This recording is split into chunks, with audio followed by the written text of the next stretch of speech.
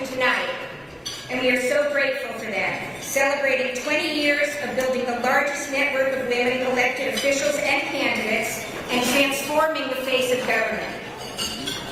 And I have to add, we've only just begun. Tonight, we're here to celebrate and to also look forward and power the next 20 years. As Emerge's biggest and most important fundraiser of the year, tonight's gala will help fuel our work ahead and allow us to continue to build the bench and make the greatest impact in elections this year, next year, and in the years to come beyond. Please keep in mind when Teresa Farrell, who is our inspiring auctioneer, when she takes the stage a little bit later, I'm hoping that everybody here will engage in a little bit of friendly competition tonight to make this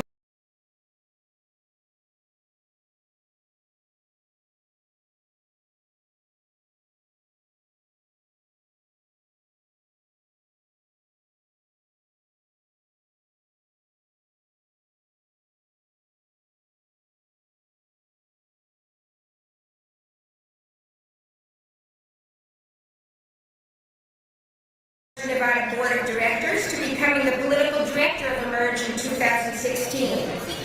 As political director, Ashanti expanded Emerge's strategy to include the South, seeing it as a fertile ground for Democrats. And what we have accomplished since Ashanti became president of Emerge in 2020 is just nothing short of remarkable. Ashanti led the organization in pivoting to center women of the new American majority in this work. Black, brown, and indigenous women, women of color, LGBTQ+ women, young and unmarried women. A political force for winning elections and for ensuring equal representation in government. This is why we're all gathered here tonight, to honor our past, celebrate our present, and to commit to our future. And the extraordinary woman who will lead us to the future is Ashanti Golar.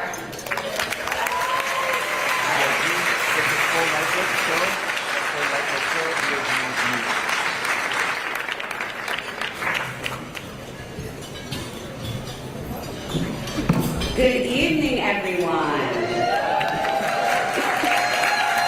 Thank you.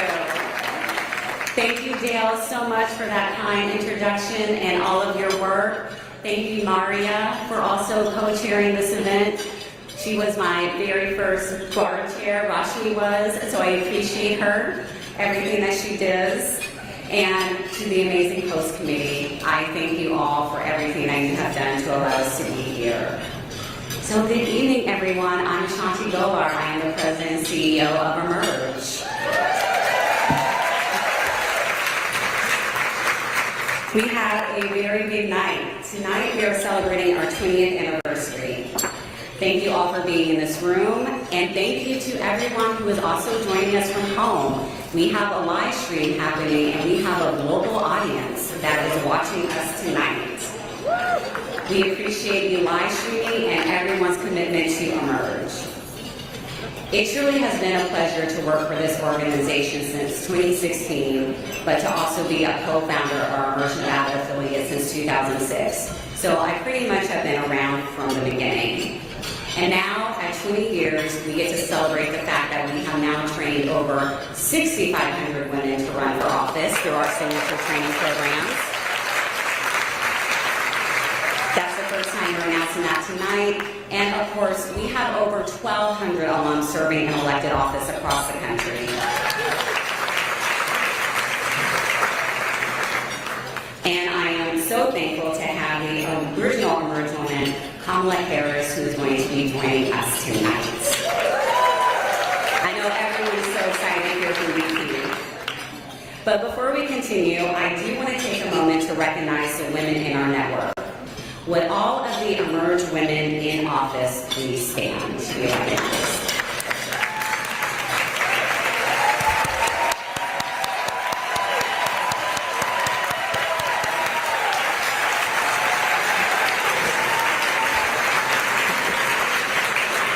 And of course, with him standing, I would like to recognize that we have our highest-ranking California alum in the room, Lieutenant Governor Eleni Kounalakis is here with us tonight.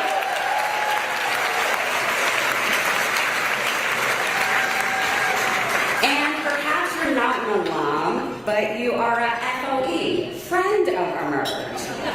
And I am looking at former Congresswoman Katie Porter, and of course,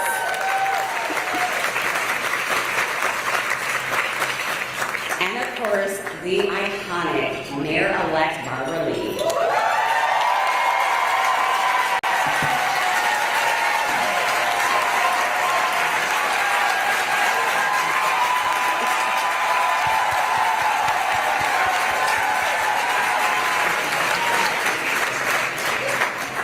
And I really appreciate him being here tonight. Our new DNC Chairman, Ken Martin, is joining us.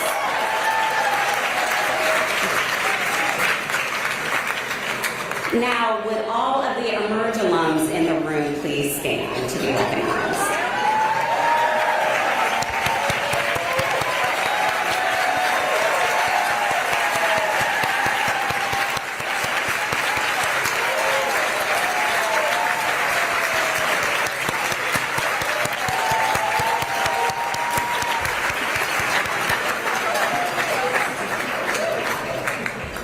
To our national board leadership, you have allowed us to usher in a new era of Emerge where we center women of the new American majority, and I am thankful for your support every day.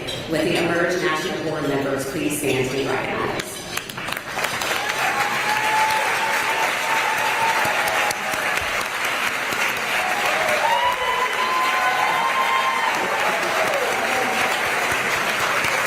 We also have several of our advisory board members in the room. Would they please stand to be recognized?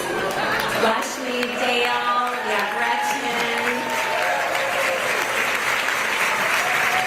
So many of you. And of course, I do not do this work alone. Not one alum recruit, not one training, not one education event, not one woman on the ballot would happen without the amazing, incredible staff that I get to work with every day. None of this tonight would have happened without all of their hard work and dedication. Will everyone on the Emerge team please stand to be recognized?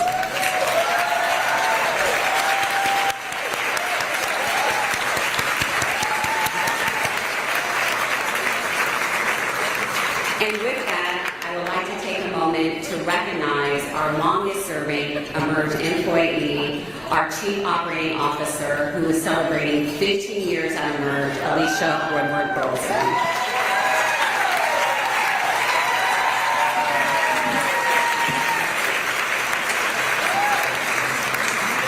Alicia, I love you so much, and I would not be able to do this without you. Now, I'd just like to take a moment of personal privilege and briefly reflect on my time leading Emerge. Many of the organizations that were doing this work when we started are no longer around. We have not only survived, but we have thrived. And it's not only because of the fantastic team that we have and the support from everyone in this room and everyone watching, but because we always remain grounded in our values. That is what has enabled us to reach 20 years. Standing in our values means not only recruiting and training union women to run for office, but working with union vendors. That's why I want to take a moment to recognize the servers that have set up from Unite Local 2. And the AD and Stage from Stage Hands Local 16. Let's give them all a big round of applause.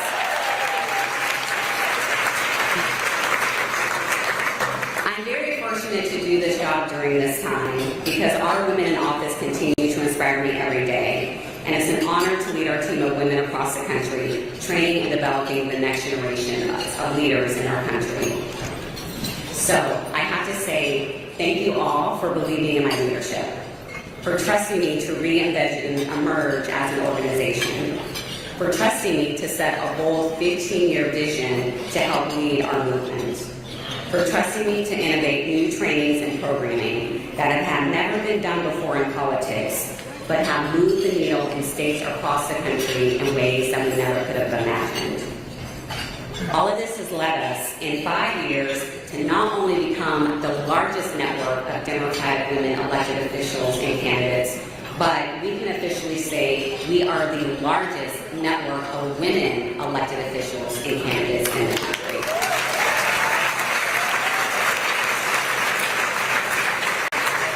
Now, I'm excited to introduce our first conversation of the night. You're going to hear from some of our great Emerge women.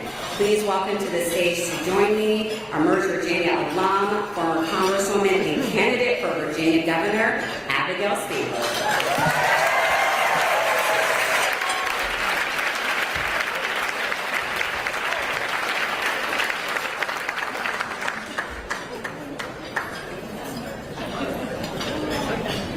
Hello. Hello.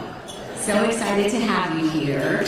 So the first time you were at an Emerge event out here in San Francisco, it was after you had won your first race for Congress, which is extremely exciting. So I know a lot of us know you, but please give your formal introduction and tell everyone why you're such a badass. Well, and I think for that event, Deb Holland and Lauren Underwood and Kim Schreier. We have Lucy McBath, Deb Holland. You're part of the original Emerge caucus in Congress, which was 5 back in 2018 and now is 13 in 2025. Well, so I first found out about Emerge because of my mother.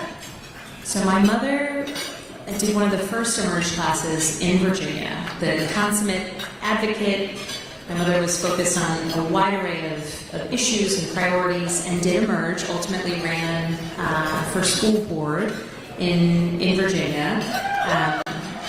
Did not win, but set a good example. And so it was fun for a time to see my yard signs with my mom's name on it. And at the time, I was a CIA officer. I was undercover in that role. It never occurred to me that I would someday potentially run for office. But after I left CIA, we moved back home to Virginia, and I had begun doing advocacy with Moms Demand Action. And my mother kept saying, "You should do Emerge, you should do Emerge." And everywhere I went, "This is my Emerge sister, this is my Emerge sister." And so in the fall of 2016, I thought I would potentially apply for Emerge. And what I think is so spectacular about Emerge is it's based in your state. So Emerge Virginia is a network of women in Virginia. And so I started the application, and then I thought, no, I'm busy, and my kids are little, and I don't think so. And I started it, and then I stopped. And then the election happened, and there was this email that went out. I don't know if it was just all of us who had started applications and not finished, and said, "We've extended this deadline." And I think I rage applied. And I was accepted into the class, and even at that time, my whole thought process was, this will help me, as somebody who had previously been under the Hatch Act and wasn't necessarily super comfortable in the political space, thought this will help me with the advocacy that I believe in. And applied to the program, was accepted, started, and what I found so amazing was to be in a room of other women who believed in the value of electing good people, strong people, in our case in Virginia. And so there were some people in that class who never had any intention of running for office. Some of those people who really never had any intention, who by the end of the class were running for Congress. But actually one of my Emerge sisters is here today, just by coincidence. So Johanna, where are you? And so it's been an extraordinary journey, and certainly I think among the valuable things that you learn in Emerge, to sit in a room of other people and to say out loud, I think I might want to run for office, is the most kind of impactful, empowering thing that you can experience. And there's not a world in which I think I would have run for office had it not been for that experience. So obviously the bottom line is my mother is always right.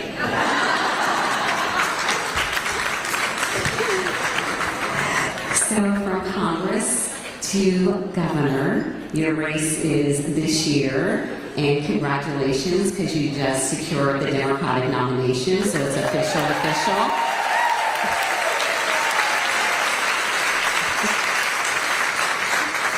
And as a Virginia resident, I love that, because I get to vote for you, and I just know how much we need you in that role, because I see the destruction that is happening every day in Virginia with the current Republican governor. I know how horrible it would be if any of the Republican candidates were to ascend into that role. So just tell everyone a little bit more about your race and what is at stake, because so much has been accomplished in Virginia due to your leadership in Congress, our Emerge alums serving up and down the ballot, and we need to definitely get the state back on track. So in 2025, the only statewide races are Virginia and New Jersey.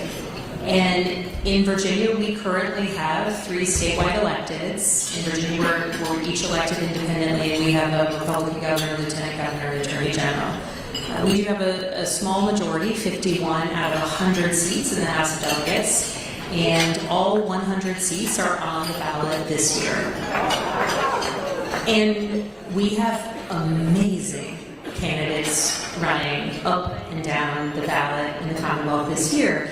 And so what's at stake is frankly everything, right? When I first started running for governor, my focus was on affordability, endeavoring to lower costs, contending with the housing and the healthcare affordability crisis, endeavoring to put Virginia on the path towards having the best public education system in the country, and recognizing the continuous attack on our rights, certainly across the country, but the need to protect them in the Commonwealth. Now, you add all of those individual issue areas to the reality that Virginia is home to more than 320,000 federal employees. Our very economy is under attack, and we need a governor who's going to stand up for Virginians, their livelihood, the service that they render to our country.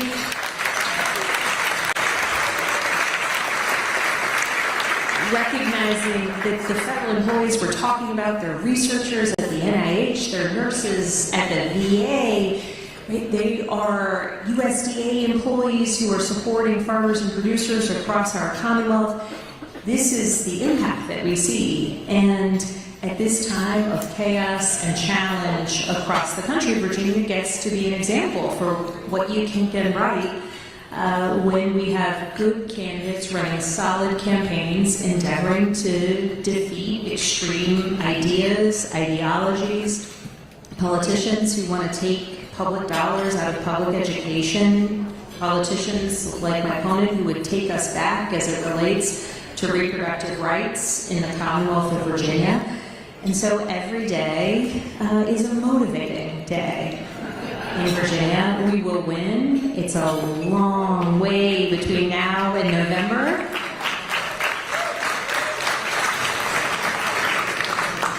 But we're clear-eyed about the challenge before us, and I know that we can and we will flip the governorship, the lieutenant governorship, the attorney general. And here's the thing that's really inspiring. In Virginia, of those 100 House of Delegate seats currently held by 51 Democrats, we have 96 Democratic candidates running for election.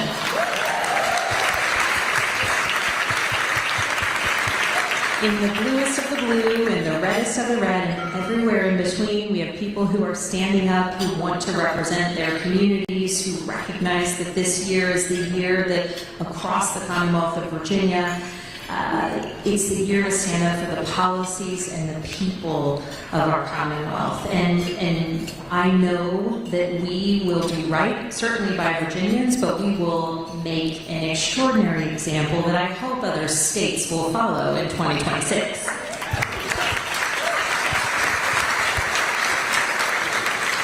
You mentioned it, your opponent, when it comes to reproductive rights, is extremely scary. Because right now Virginia is the only state in the South where we still have access to reproductive freedom. And they have promised to take that away. That is one of their goals. You know, they try to chip where they can. We have great alums, emerge alums who are fighting that. But just tell us a little bit more about that, because it is going to be extremely scary when you look at a map and you look at the South, and millions of women will not have the ability to control their own body. Virginia is the only state in the South that, since the Dobbs decision, hasn't further restricted abortion access. And the clapping goes to the state Senate, who, with a majority of 21 out of 40, blocked a bill that, before we got the majority back in the House of Delegates, blocked a bill that would have restricted abortion access in Virginia that we know the governor would have signed, that my opponent was in favor of. That 21 out of 40 number is the reason that we were able to hold that back in Virginia. We're now in the process of putting forth a constitutional amendment. In Virginia, it's a multi-year process. We're in the first year out of 3 in order to get a constitutional amendment enshrining access to reproductive health care. But notably, the General Assembly took up a bill that would just make clear through legislation that access to contraception is guaranteed in Virginia. And my opponent, as Lieutenant Governor, cast the tie-breaking vote against ensuring access to contraception. Ultimately, it did pass.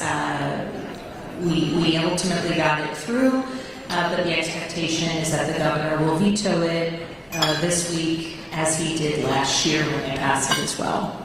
So it's serious. The rights, certainly, of reproductive freedoms in Virginia. We've also, under our last Democratic governor, made it more straightforward to cast a ballot. We have 45 days of early voting, which is essential to people being able to access the ballot, cast their vote, make their voices heard. And we know that the basic rights in the Commonwealth of Virginia are under threat if we see the election go the wrong way, which is not what will happen.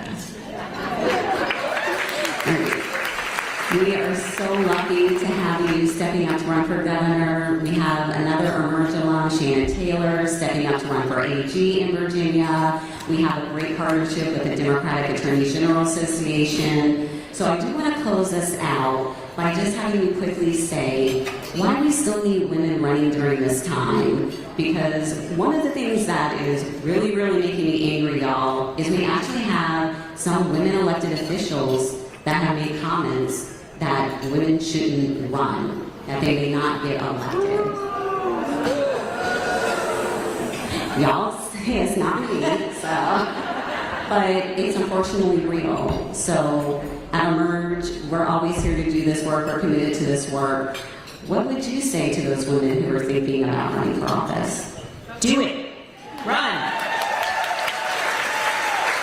And the sort of most consequential piece of it is being able to utter those words, I think I want to run for office. I'm going to run for office. I am running for office.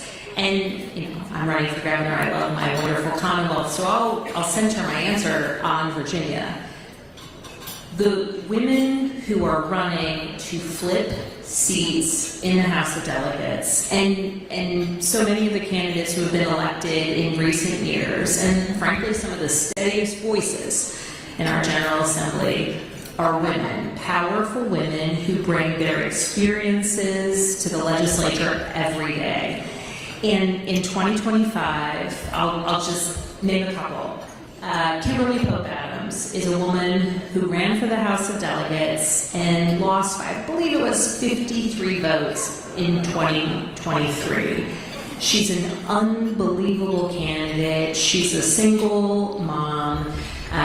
She is an auditor and gives this incredible speech that makes me feel like, oh my gosh, we need auditors in the General Assembly. Lily Franklin, who is running in Southwest Virginia, who, when she ran in 2023, frankly speaking, lots of people said she's too young, it's a red area, no way will she win. And I went and campaigned with her a ton, and I was telling everyone, this woman can win, because she brought energy, urgency, and passion to the community that she was of and the community she wanted to serve. And in the end, she came up 183 votes short. This year, she will win. And when she does, she will be bringing the voices of some students at Virginia Tech, which she'll represent a portion of them, but importantly, farmers and producers in our agricultural communities in a portion of Southwest Virginia. She'll bring those voices to Richmond. And Leslie Mehta, who, my last example, although I could go on because there's so many incredible women, she ran for Congress last year in the 1st District. Came up short, but man, oh man, when she was considering running again, people said, well, you ran for Congress. Why wouldn't you run for Congress again in 2026? And she came to me and she said, I just want to serve.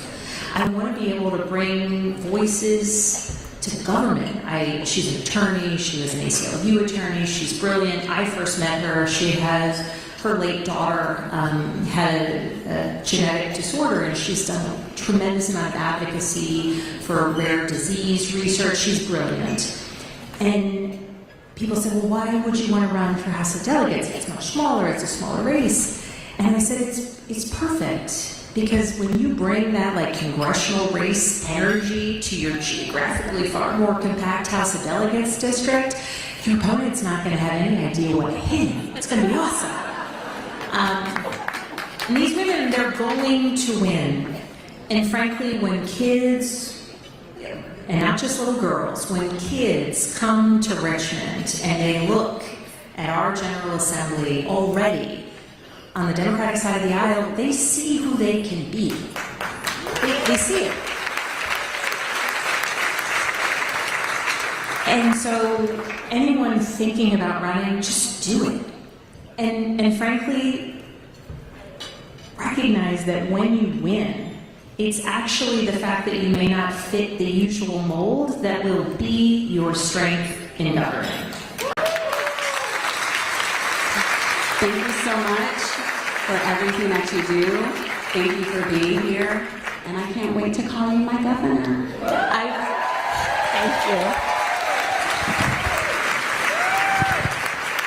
Thank you.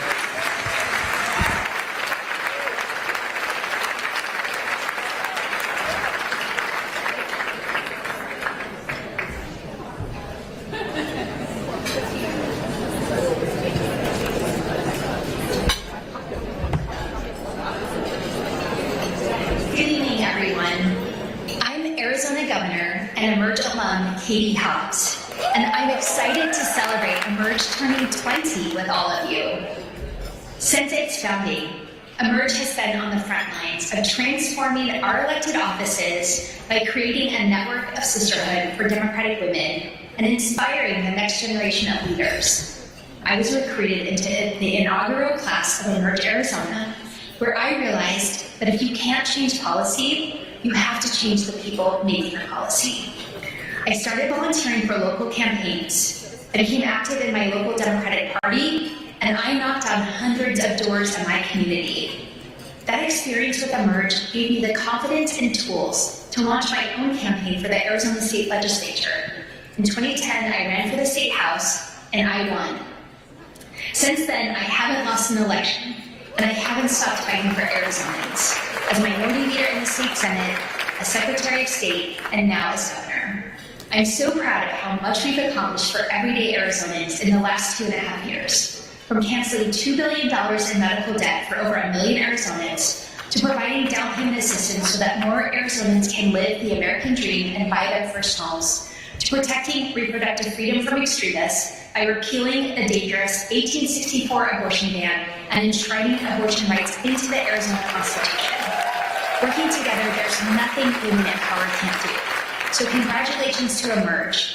And thank you so much for all of you watching tonight who support this organization. Without you, Emerge Women in Office couldn't do what we do. Here's to another powerful 20 years. Please welcome Emerge Board Member Gretchen Sisson. Hello everyone. My name is Gretchen Sisson and I'm a proud Emerge Board member, an author, an abortion researcher, and a friend and mentee of the incomparable Cecile Richards.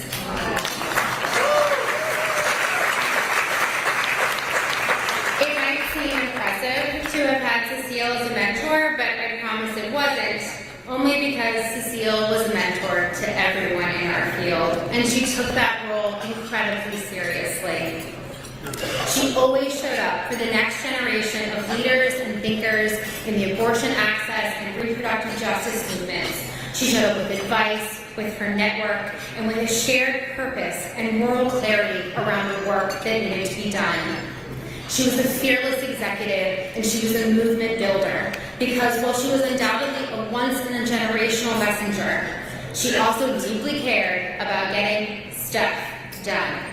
And I know I'm introducing a woman from Michigan, so I could say something else, but we're going to stick with stuff for right now. Which brings me to tonight's recipient of the Cecile Richards Impact Award.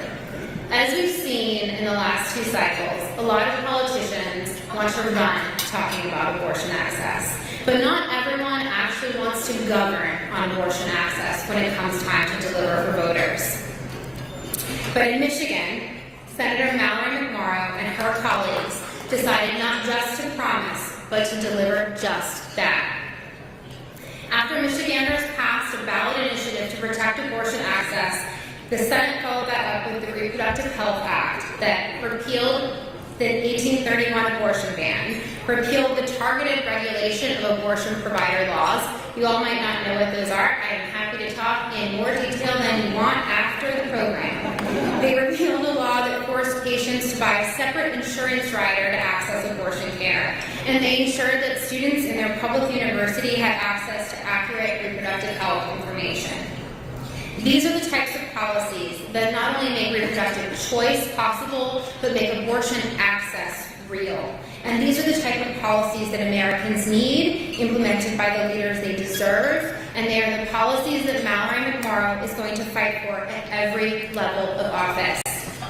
Mallory, I'm so proud to present you the Cecile Richards Impact Award, and I know Cecile will be very proud to have you receive it. Thank you so much for fighting for us.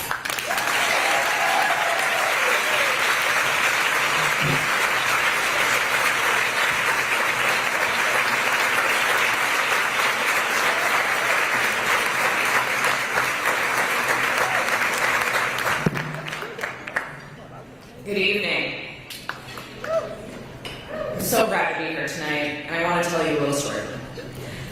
A video went viral the day after the 2016 election. It was middle school students chanting, "Build that wall," at a Latina student. They were slamming on the tables and yelling.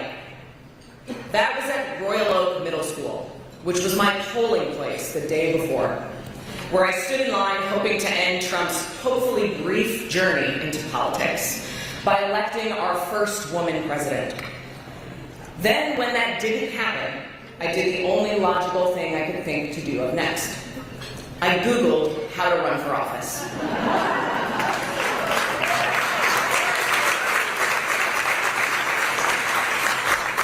I applied to Emerge Michigan thinking surely I'm going to be rejected. I had no political experience. I had never worked on a campaign. But it's a funny thing. When you raise your hand, you tend to be called on. What struck me about the women in my Emerge class wasn't the ambition. Not one said, "I was born to be in it." We were there because we, quite reluctantly, saw running as the only solution to problems that nobody seemed to be fixing.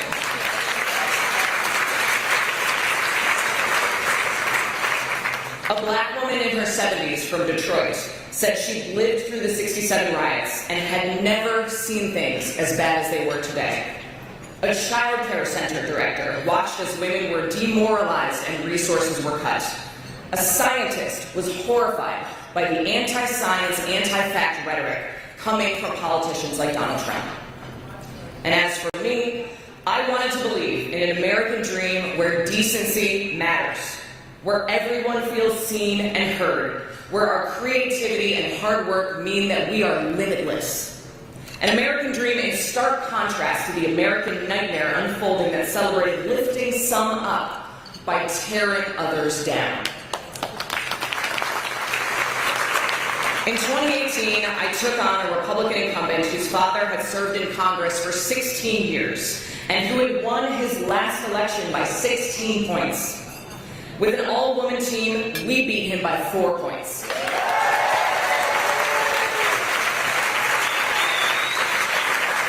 Swinging the district 20 points and breaking the Republican supermajority in the Michigan State Senate. Then in 2022, after a floor speech of mine went viral, I raised millions of dollars for other candidates running for state senate, and we helped flip the state senate for the first time since 1984. And when we took that power, we weren't afraid to use it. We got to work. Repealing Michigan's 1931 abortion ban, passing gun violence prevention measures, universal school meals, building thousands of new housing units, canceling medical debt for tens of thousands of Michiganders, expanding childcare, and so much more. Now, I'm running for U.S. Senate with that same why. Not because I ever wanted to be a senator, but because if you haven't noticed right now, our country is going through it. We need that spirit that I found with those 22 other women learning the hard way how to make our own seats at the table because we know damn well nobody else is going to make them for us. Because ours is a country that needs to be fixed, righted, and restored. To wake up from the American nightmare and write our new American dream.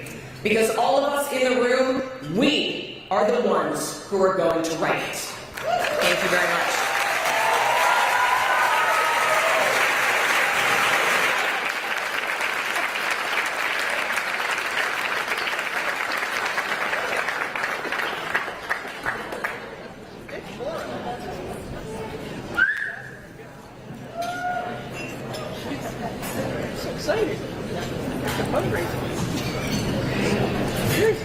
Congratulations, Mallory, and thank you so much, Gretchen, one of my amazing board members.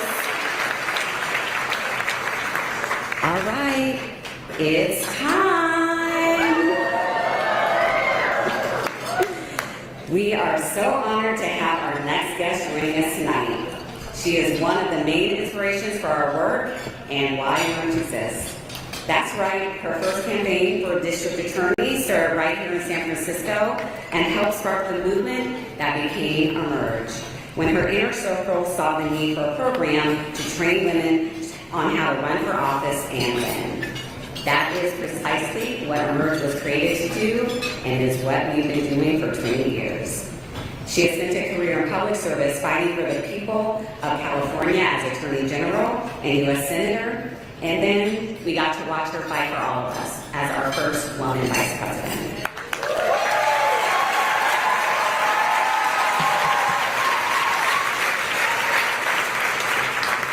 I think we all know who I'm talking about. She is the original Emerge woman, the one and only, our 49th Vice President of the United States, Kamala Harris.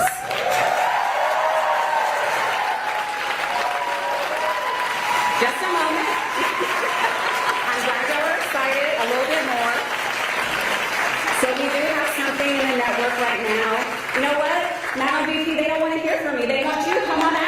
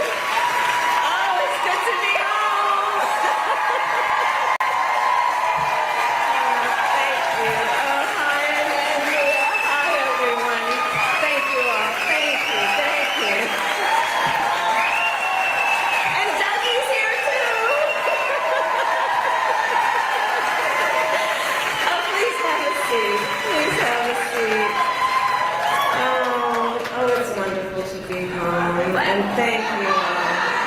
Thank you, thank you, thank you, thank you. Oh, in 20 years, Andrea. My goodness. I mean, your babies are grown. Good evening, everyone. Thank you for supporting Emerge. Thank you for supporting Emerge. It is so wonderful to be home and to be back with all the leaders who are here and to celebrate this extraordinary organization, which is an organization of so many exceptional leaders, those who found the courage to run for office and those who support them. Emerge, I will say something you know. Throughout my entire career in life, I have always believed in the ideals of our nation. The ideals reflected in the Declaration of Independence, that all are created equal and endowed by our Creator with certain inalienable rights. Ideals advanced and affirmed by the service and sacrifice of generations of patriots. The ideals that ground the Constitution of the United States, that here in our country, power ultimately lies not with the wealthy or well-connected, but with all of us, with we the people.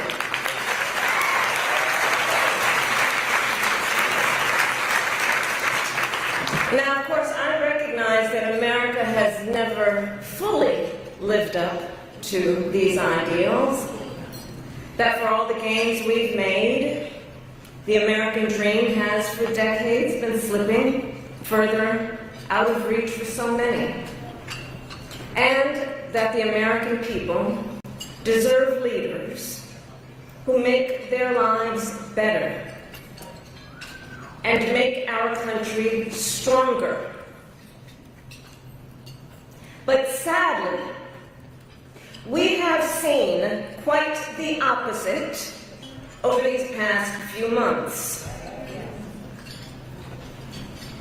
Now, I know tonight's event happens to coincide with the 100 days after the inauguration, and I'll leave it to others to give a full accounting of what has happened so far. But I will say this. Instead of an administration working to advance America's highest ideals, we are witnessing the wholesale abandonment of those ideals.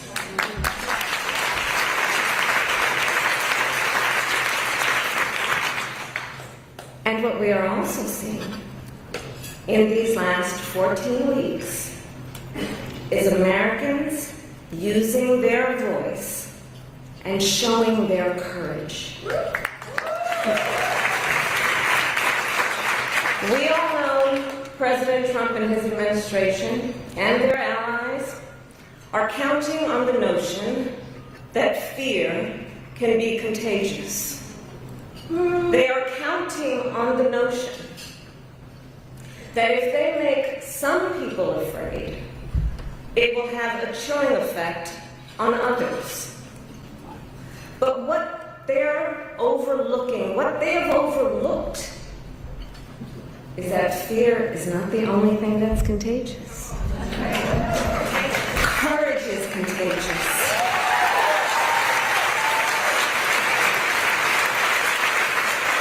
The courage of Americans who are banding together in the face of the greatest man-made economic crisis in modern presidential history. Americans across the political spectrum who are declaring that the president's reckless tariffs hurt workers and families by raising the cost of everyday essentials, devastate the retirement accounts that people spent a lifetime paying into, and paralyze American businesses, large and small, forcing them to lay off people, to stop hiring or pause investment decisions. The courage of Americans we are seeing who are rallying at Social Security offices to protect their hard-earned benefits. Of Americans who are speaking out to say, it is not okay to violate court orders. Not okay. Saying it is not okay to detain and disappear American citizens or anyone without due process.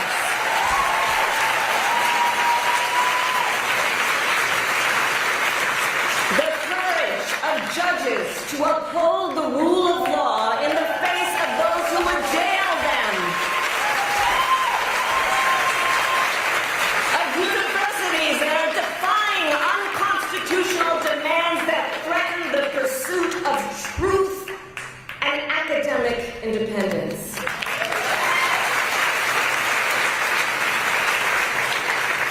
And I will tell you, the courage of all these Americans inspires me. And I have been inspired by the movements like the one in Wisconsin that put Susan Crawford on the Supreme Court. By the State of the People Power Tour that is aiming to ignite a grassroots movement to lift up voices and advance freedom and justice. And by leaders across the spectrum, including congressional leaders like Cory Booker, Chris Van Hollen, Chris Murphy, Jasmine Crockett, Maxwell Frost, AOC, and Bernie Sanders. All who, in different ways, have been speaking with moral clarity about this moment. So here's one of the other things I wanted to talk about tonight, and to highlight. So look, some people are describing what's been happening in recent months as absolute chaos. And of course I understand why. And it's certainly true of those tariffs. Tariffs that, as I predicted, are clearly inviting a recession. But friends, please let us not be duped into thinking everything is chaos. I know it may feel that way, but understand what we are in fact witnessing is a high-velocity event where a vessel is being used for the swift implementation of an agenda that has been decades in the making. An agenda to slash public education. An agenda to shrink government and then privatize its services. All while giving tax breaks to the wealthiest among us. By the way, an agenda that is not lowering costs, not making life more affordable, and not what they promised. It's an agenda, a narrow, self-serving vision of America, where they punish truth-tellers, favor loyalists, cash in on their power, and leave everyone to fend for themselves, all while abandoning allies and retreating from the world. And folks, what we are experiencing right now is exactly what they envisioned for America. Right now, we are living in their vision for America. But this is not a vision that Americans want.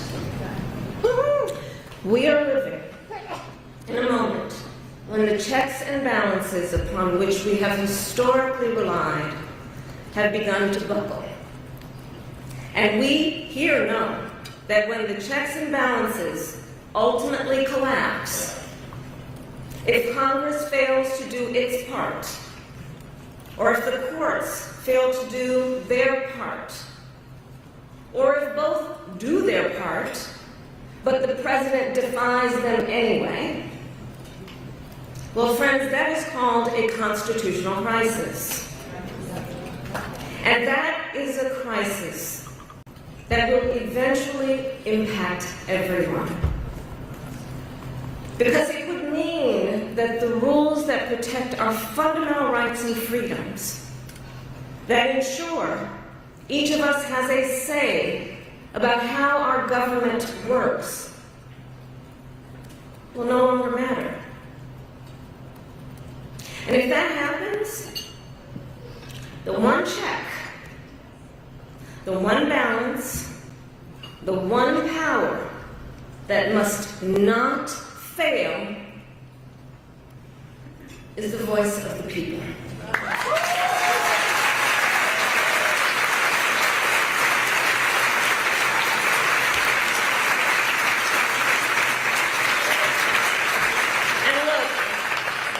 Look, right now I know a lot of folks are wondering what's going to guide us through this moment. How are we all going to figure out how to chart the course? But that's not a reason to throw up our hands. In fact, please allow me, friends, to digress for a moment. Okay. It's kind of dark in here, but I'm asking a show of hands. Who saw that video from a couple of weeks ago? The one of the elephants at the San Diego Zoo during the earthquake? Google it if you've not seen it. So that scene has been on my mind. Everybody asks me what you've been thinking about these days. Well, so in the video, for those who haven't seen it, here those elephants were. And as soon as they felt the earth shaking beneath their feet, they got in a circle and stood next to each other to protect the most vulnerable. Think about it. What a powerful metaphor. Because we know those who try to incite fear are most effective when they divide and conquer, when they separate the herd, when they try to make everyone think they are alone. But in the face of crisis, the lesson is don't scatter. The instinct has to be to immediately find and connect with each other, and to know that the circle will be strong.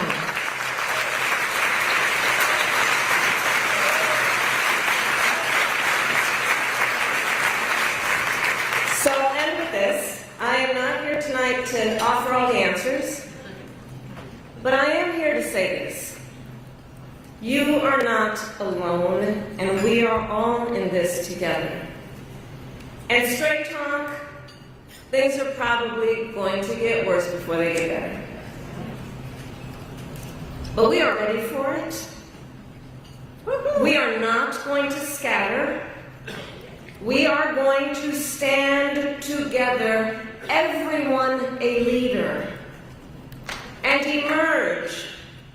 You have a special role to play. Organizing is as important as ever. Mobilizing is as important as ever. Running for office is as important as ever. So please, everyone here, please keep doing what you are doing. And to everyone, let's lock it in. Lock it in. Gear up for the hard work ahead. And please, always remember, this country is ours. It doesn't belong to whoever is in the White House. It belongs to you. It belongs to us. It belongs to we, the people. Thank you. God bless you and God bless America. Thank you all.